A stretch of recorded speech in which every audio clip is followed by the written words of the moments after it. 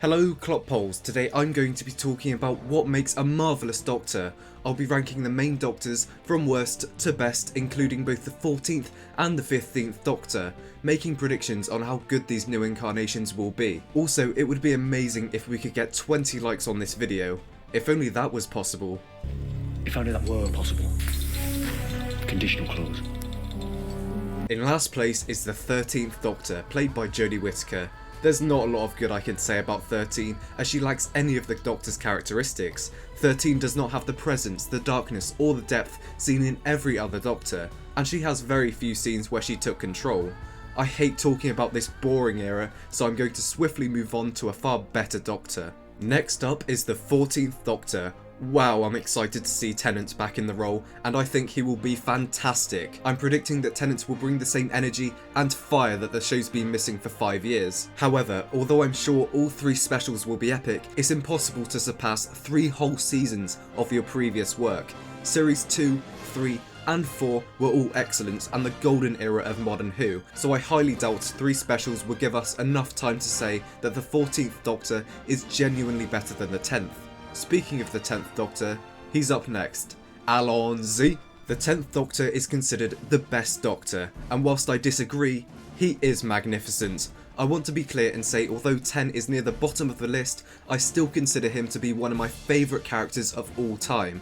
I love how dark this Doctor is, and the passion and fire he displays whilst being the bubbly, outgoing person he is fantastic. He also is the most heroic Doctor, dashing around being the action man who always tries to save the day. But it's not just David Tennant that makes this Doctor so amazing, it's also the writers. The episodes in his run were extraordinary, and it allowed Tennant to bring the emotion and the sassiness and the fury to the role. Tennant is just that, furious. The monsters fear the Doctor when he doesn't speak a word. When he's angry. He is amazing, but the only thing that holds Tennant back is that he's too human. That's not a bad thing, I just simply prefer it when the Doctor's more of an alien. The 9th Doctor is fantastic, and his one series of Doctor Who had his character go on the most amazing journey.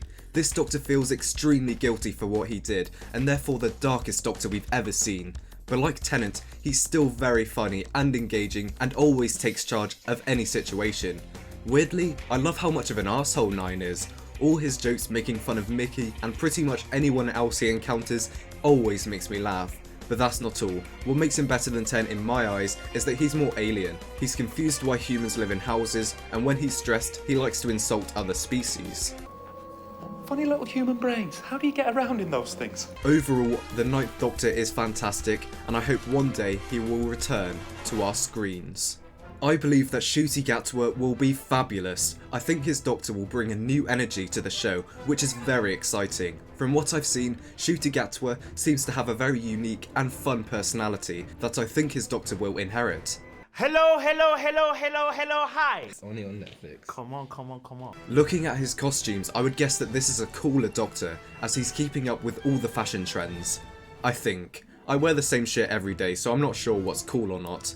Anyway, another prediction I have is that this Doctor will be very dramatic, as the only official clip we have seen of 15 is him freaking out. Also, some filming pictures show how emotional this Doctor will be. I'm very excited for Ncuti, and I wish him luck for a successful time on the show. I'm also so happy for the children that will grow up with 15 being their Doctor.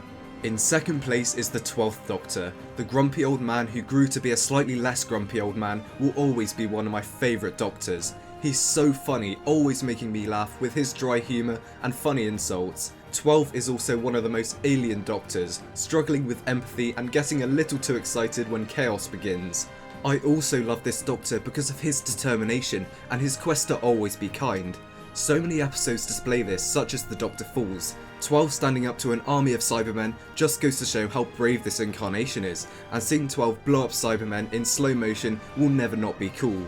And oh boy can Capaldi act. 12's monologues are phenomenal, and seeing his Doctor say his piece with such passion always blows me away.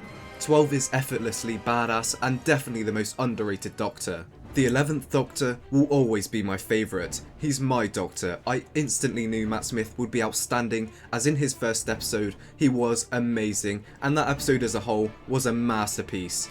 In one episode, 11 left his mark on the show with that brilliant speech that instantly made his Doctor a fan favourite.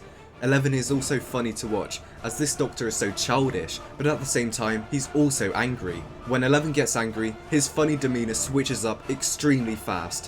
When you get on the wrong side of 11, he becomes fierce and intimidating, and it's genuinely scary to watch.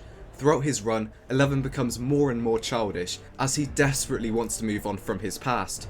But don't worry, most of the time 11's not angry. We usually see 11 being the old man in a young man's body, being both energetic and silly. The 11th Doctor is magical, and in my opinion, he's the best Doctor. Now that's the end of the video. Please like and subscribe and join the Discord if you're a fan of the channel. Goodbye.